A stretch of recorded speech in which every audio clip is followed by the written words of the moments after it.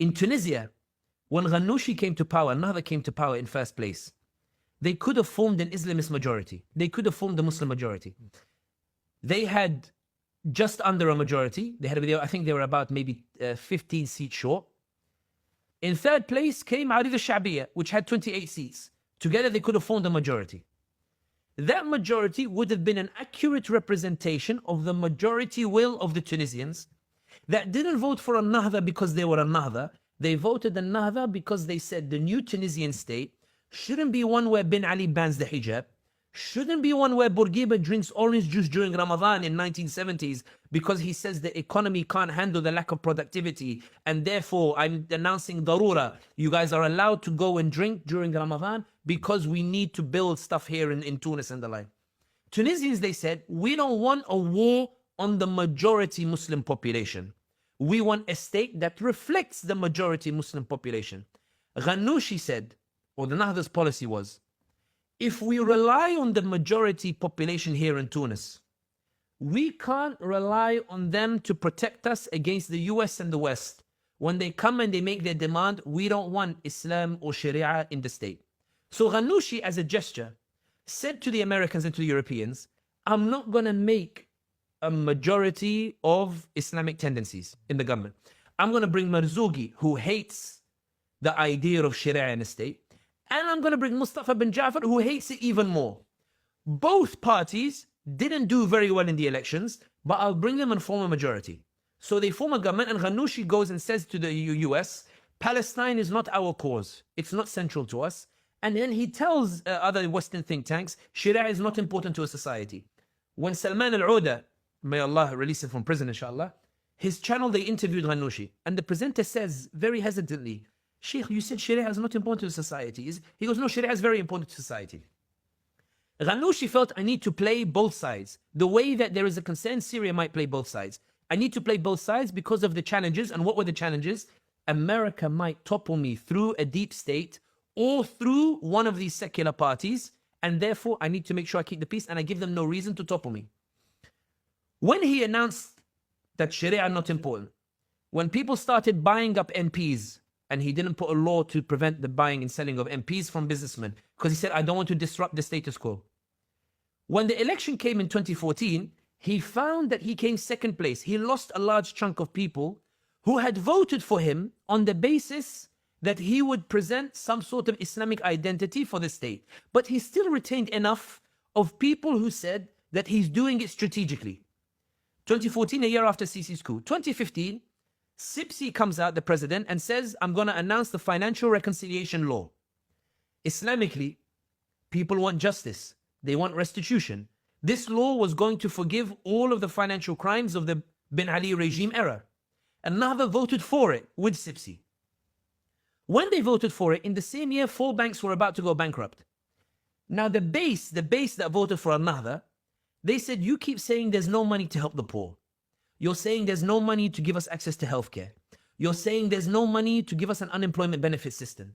You're saying there's no money to continue the salary of a soldier who gets killed fighting terrorism, and those soldiers come from poor families. So surely you can't bail out these banks, right? And Nahda votes to bail out the 4 banks. So the base, they say, Islam tells us to help the poor. And Abu Bakr Siddiq said that the strong amongst you is weak until I take their rights, and the weak amongst you is strong until I give them their rights. Still, Ghannouchi maintains that base. He still has it. 2016, Sipsi comes out and says, hang on, this constitution that Nahda voted for says Islam is the religion of the state. But it doesn't say anywhere that I can't make laws that are contrary to Islam. So I'm announcing that we're going to change the inheritance laws. He wanted to do it to humiliate Ghannouchi internationally. He'd been locked up in the presidency because Ghannouchi convinced the prime minister to betray him. And he said, I'm going to humiliate. Ghannouchi tells the West, Islam is not necessarily important, and then tells the Muslims, Islam is fundamentally important. I'm going to humiliate him and force him to take a position. And if he takes the Islamic position, I'll call him extremist. And if he takes a position pro, we can say he's secular, he'll lose his base. Either way, Ghannouchi will lose.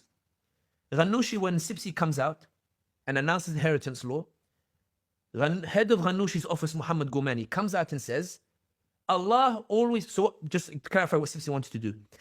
Under Tunisian law, if you died, your a state was divided according to the fiqh of Imam Malik, unless stated otherwise. Since he wanted to flip it, so if you died with no will, it would be 50-50 between men and women. Islamic inheritance law is complicated. It's more based on on where you are in the family tree. If your parents are surviving, how many sisters you have, brothers, etc.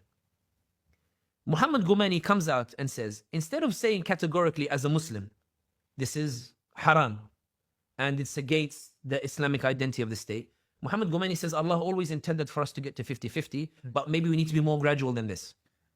Lutfi Zitoun, one of Ghanouchi's key advisors at the time, comes out and says, Allah in the Quran gave us the bare minimum, and we are allowed to increase on it as we wish. So that base that was with Ghanouchi, on the basis that he would protect the Islamic identity, started getting angry. 6 months later, Bushra bin Hajj Ahmeda, who is head of the writing of the report of the commission to change inheritance laws, she finally releases her report on how she's going to do it. When she does it, an Imam in Sfax called Rida Jawadi comes out and gives a khutbah, firebrand YouTube, very charismatic, and he says, this is a war against Allah and His Quran. What is the Nahda doing? Like, what are these parties doing? So he arranges a protest alongside with some others, my father included, but in any case, they arrange protests. Thousands of Tunisians take to the streets, asking for what? A respect of the Islamic nature of the state. When these protests come out, another come out and say, we're against the change in inheritance law. But Ghanouchi again has lost another chunk of his base, because Itilaf al-Karama Alliance, they come out of a Nahda and they establish a separate party. So now that base that gave him first place in 2011 is sinking year after year. Why? Because he is compromising on the Islamic identity. So he's losing his base, but he's still under more pressure. The more he gives, the more he comes under pressure from the other side. So he's still stuck in no man's land. Then, killer blow. The following year, the cartoons come out insulting the Prophet Muhammad ﷺ from France. Macron is defending it. Erdogan is condemning it. Imran Khan is condemning it. UAE is saying Macron has every right to protect his own security or the like. Ghanouchi's Facebook, a statement comes out. The head of another party today met with the French ambassador, and the two affirmed that French-Tunisian ties are indestructible and they will not be affected by umur hamishiyah, by marginal issues. This base, majority Tunisian base, majority Muslim base, a majority that if they voted in the UK, they would have a majority in parliament.